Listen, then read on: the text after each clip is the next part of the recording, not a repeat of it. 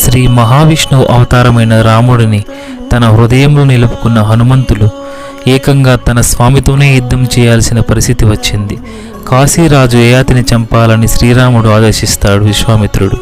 అయితే స్వతహాగా రామభక్తుడైన యయాతి తను ఎలాంటి పాపం చేయలేదని వీరాంజనేయుని శరణు కోరుతాడు.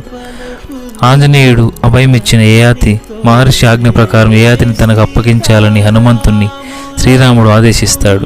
కానీ యయాతికి ఇచ్చిన మాట ప్రకారం అవసరమైతే తన ప్రాణాలు ఇస్తాను కానీ యయాతిని మాత్రం ఇవ్వలేనని రాముని వేడుకుంటాడు పవనసుతుడు. ఇందుకు ఆగ్రహించిన శ్రీరాముడు హనుమంతుణ్ణి యుద్ధానికి ఆహ్వానించాడు.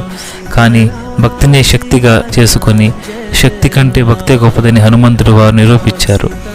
దాని ద్వారా ఈ లోకానికి శక్తి కంటే కూడా భక్తే చాలా గొప్పదైందని, దానికి తిరుగులేదని చాటి చెప్పడానికి ఇదంతా జరిగిందని గ్రహించిన హనుమంతుడు శ్రీరాముని శరణు వేడుతారు. జై శ్రీరామ్, జై